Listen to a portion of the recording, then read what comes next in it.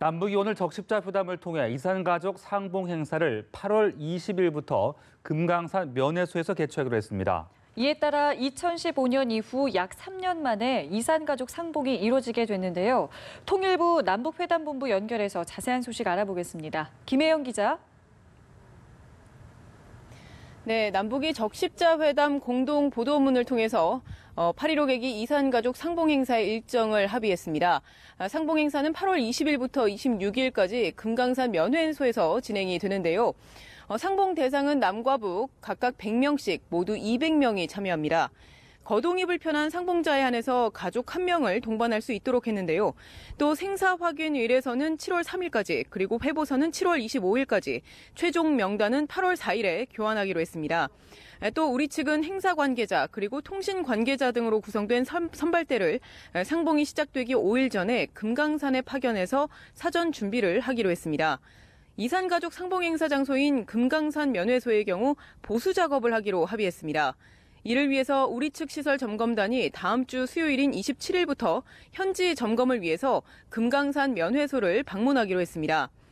조금 전 우리 측 수석 대표인 박경서 대한적십자사 회장도 점검차 금강산 면회소를 방문한 것으로 전해졌습니다. 아울러 남과 북은 구체적인 날짜를 확정하진 않았지만 추가 적십자 회담과 실무 접촉을 통해서 이산가족 상봉을 비롯한 인도적 문제들을 계속 협의하기로 했습니다. 이와 관련해서 남북 수석 대표 모두 큰 의미를 부여했습니다. 박경서 회장은 앞으로 남북이 분단 73년간의 인도주의 문제를 계속 협의하기로 한 데 대해서 북측이 결의해줬다면서 북측 대표단에 사의를 표했습니다. 북측 대표단장인 박용일 조평통 부위원장은 오늘의 소중한 합의가 판문점 선언 이행과 남북관계 개선에 적극 이바지하는 길이라고 강조했습니다. 네, 김 기자, 그런데 우리 정부가 강조를 해왔던 이산가족 문제 근본적 해결 방안들은 공동 보도문에는 보이지 않는 것 같습니다. 회담 석상에서 논의가 됐지만 보도문에는 포함되지 않았던 겁니까? 네, 그렇습니다. 우리 측은 이산가족 문제의 근본적인 해결을 위해서 앞서 말씀하신 것처럼 전면적인 생사 확인을 비롯해서 고향 방문 그리고 서신 교환과 같은 안들을 제안을 했지만 합의에 이르지는 못했습니다. 박경서 회장은 이산가족 근본 문제 해결을 위해서 생사 확인부터 시작해서 정례적으로 만나고 또 심지어 성묘, 화상상봉 그리고 고향 방문단을 만드는 것까지 얘기했다라고 말했는데요. 북측 반응은 아주 진지하게 생각했다는 게 박 회장의 전언이지만 말씀하신 것처럼 보도문에 이 내용이 담기지는 못했습니다. 북측이 행정력 부족이나 또 일반 주민의 우리 측의 접촉면 확대에 부담을 느껴서 과거처럼 이번에도 소극적으로 나온 게 아니냐는 관측이 나오고 있습니다. 일단 남북은 향후 적십자 회담과 실무 접촉 등을 통해서 이산가족 상봉을 비롯한 인도적 문제들을 계속 협의하기로 했습니다.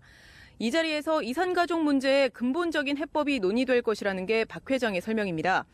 대표단은 그러나 한국인 억류자 문제 그리고 탈북 여종업원 문제에 대해서는 협의를 했는지 여부에 확답을 하지 않았습니다. 박 회장은 한국인 억류자 문제를 포함해서 다른 인도적인 문제를 논의했느냐는 질문에 그런 문제들을 제기했는데 하나하나 언급하는 것이 긴 여정을 가는데 조심스럽다며 답을 삼갔습니다. 억류자 문제를 제기했느냐는 추가 질문이 이어지자 전체의 흐름 속에서 도움이 될 수 있는 건 하고 하지 않을 건 하지 않았다고 답변을 내놨습니다. 또 북측이 탈북 여종업원 문제를 제기했느냐는 질문에는 그 문제가 구체적으로 어떻게 됐다고 언급을 하는 것은 전체 흐름에 별 도움이 되지 않기 때문에 답을 삼가겠다고 했습니다. 지금까지 통일부 남북회담본부에서 연합뉴스TV 김혜영입니다.